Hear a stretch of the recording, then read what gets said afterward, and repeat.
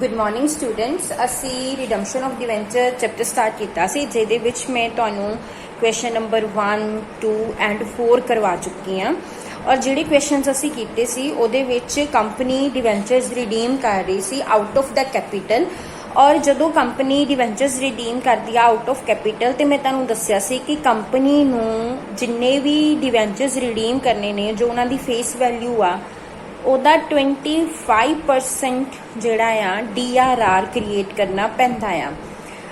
But ਜਿਹੜੇ bank ਨੇ ਜਾਂ ਫਾਈਨੈਂਸ਼ੀਅਲ ਕੰਪਨੀਆਂ ਨੇ ਜਿਹੜੀਆਂ ਕਿ RBI ਦੇ ਡਾਇਰੈਕਟ ਕੰਟਰੋਲ ਦੇ ਅੰਡਰ ਨੇ, ਉਹਨਾਂ ਨੂੰ ਕੋਈ ਵੀ DRR ਕ੍ਰੀਏਟ ਕਰਨ ਦੀ ਜ਼ਰੂਰਤ ਨਹੀਂ ਹੁੰਦੀ। बट अज जो असी क्वेश्चन करांगे, क्वेश्चन नंबर 8, वो है रिडम्पशन आउट ऑफ प्रॉफिट।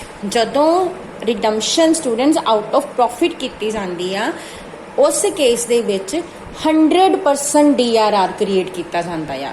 मैं दोबारा रिपीट करूँगी कि जदों company debentures out of profit redeem करती आ, तो उस केस दे विच कंपनी 100% DRR क्रिएट करती आ। सो आउट ऑफ कैपीटल दे केस विच 25% DRR क्रिएट करना पैंदा आ, ते out of profit they case दे विच 100% DRR क्रिएट करना पैंदा आ। सो असी क्वेश्चन नंबर 8 करांगे।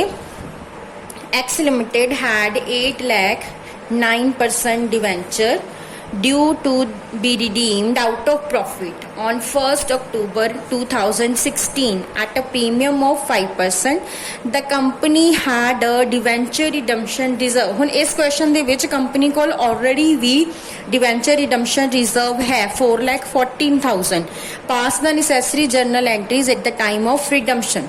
ਤੁਹਾਨੂੰ पता आ कि जदों भी डिवेंचर्स रिडीम करने आ तां उहदे तो 1 साल पहला कंपनी नूं जो है डिवेंचर रिडम्पशन इन्वेस्टमेंट करनी पैंदी आ। ते डिवेंचर रिडम्पशन इन्वेस्टमेंट किन्नी कीती जांदी आ, वो फेस वैल्यू दा 15% कीती जांदी आ। सो सब तो पहली एंट्री की हुंदी आ, debenture redemption investment account debit to bank.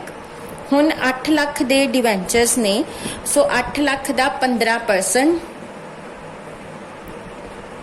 1,20,000 जो आ कंपनी नू इन्वेस्टमेंट करनी पएगी। और डेट असी की लिखनी है 1 अक्टूबर 2015, क्योंकि कंपनी 1 अक्टूबर 2016 नू डिवेंचर्स रिडीम कर रही है। हुण असी 2016 रिडम्पशन के टाइम ते आ जाना 1 अक्टूबर। सब तो पहला कंपनी DRR क्रिएट करेगी। DRR क्रिएट करन दी की एंट्री पास की जाती है, profit and loss account debit to debenture redemption reserve account. हुण तुसीं इस गल का ध्यान रखना है कि ऑलरेडी कंपनी को 4,14,000 का रिजर्व है।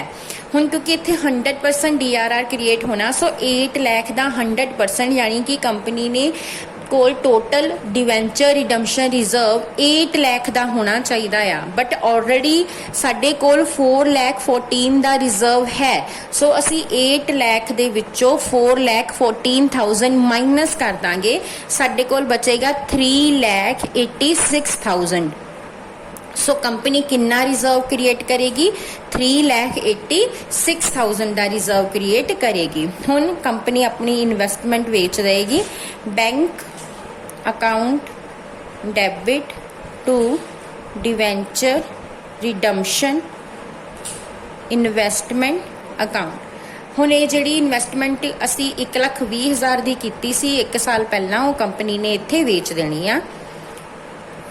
हुण डिवेंचर्स रिडीम किते जाणगे 9% डिवेंचर, ये सारियां एंट्री सेम डेट नूं पैणगियां।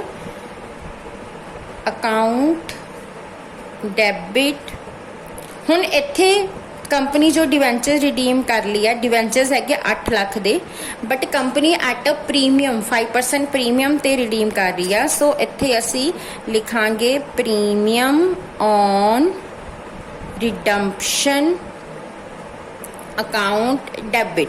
हुण 8 लाख का 5% कितना आएगा? 40,000। सो इत्थे 40,000 लिख देना टू डिवेंचर होल्डर अकाउंट। हुण 8 लाख प्लस 40,000, 8 लाख ते 40,000 नाल ये एंट्री पास करनी है तुसीं।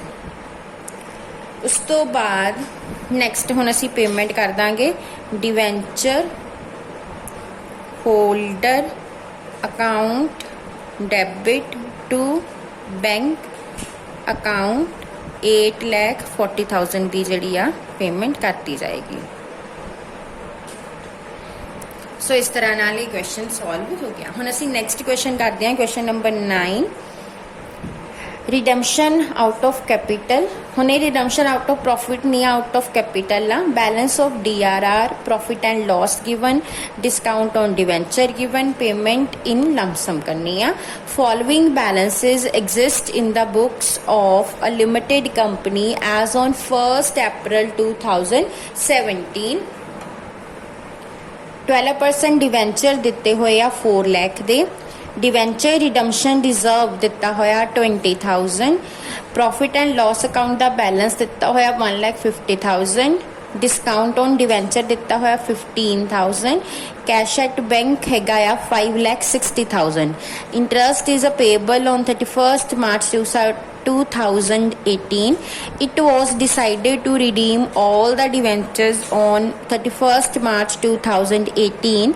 Interest income tax rate is at 10%. Pass the journal entries. सब तो पहला क्योंकि ये 1 अप्रैल 2017 ਦੇ बैलेंसेस हैगे आ, सो सब तो पहला ਤਾਂ कंपनी 2017 1 अप्रैल ਨੂੰ इन्वेस्टमेंट करेगी debenture redemption investment account debit to bank account 4 lakh का 15% 60,000 ना इन्वेस्टमेंट करेगी। उस तो बाद सारिया एंट्रीज 2018 31 मार्च ਨੂੰ ਅਸੀਂ ਕਰਾਂਗੇ।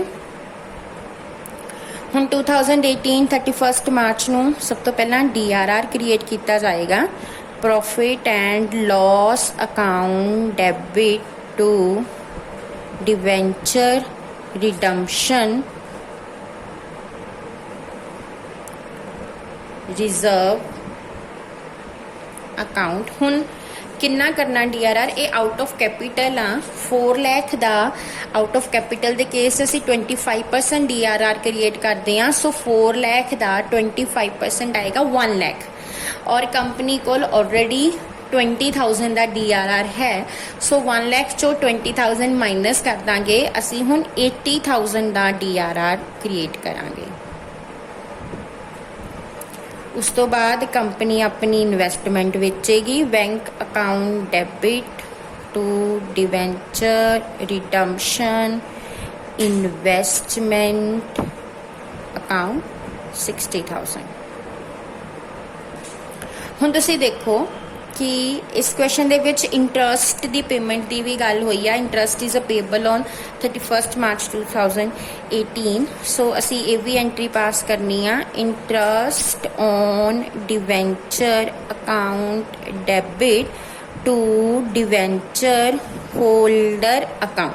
हुण इंटरस्ट जिहड़ा 12% आ, 4 लाख का 12% कितना आ जाएगा 48,000, सो 48,000 की एंट्री पास हो जाएगी।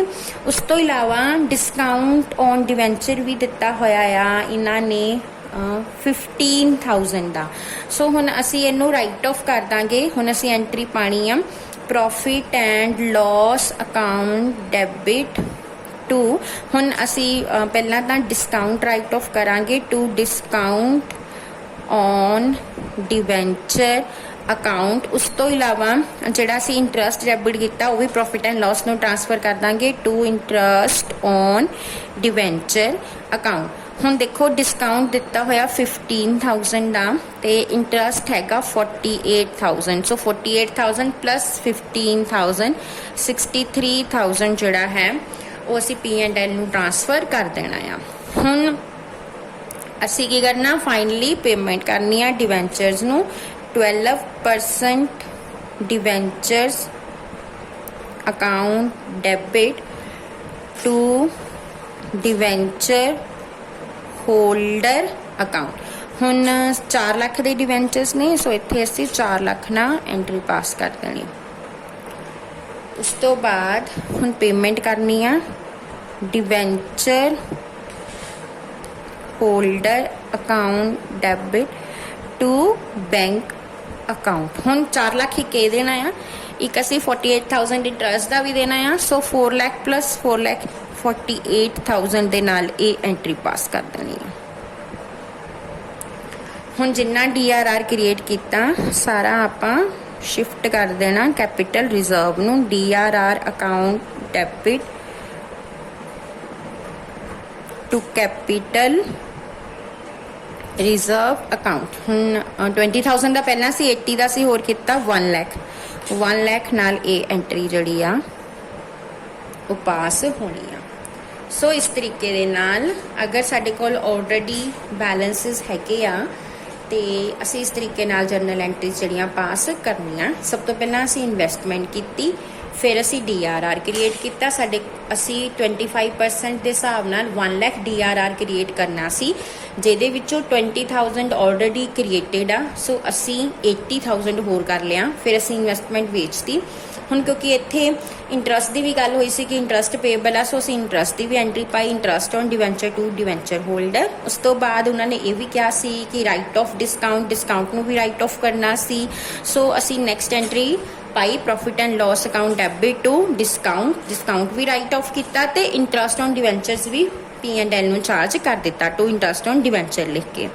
उस तो बाद असी फाइनली रिडम्पशन की एंट्री पाई 12% debenture to debenture holder, then debenture holder to bank, और एट द एंड जिन्ना भी DRR क्रिएट किया गया सारे का सारा कैपिटल रिजर्व नूं शिफ्ट करता DRR account debit to capital reserve. So इस तरीके दे नाल अगर आउट ऑफ प्रॉफिट होवे या आउट ऑफ कैपिटल होवे तां लमसम मैथड दे विच इस तरह नाल आपां एंट्रीज जिहड़ियां पास करनियां। Thank you.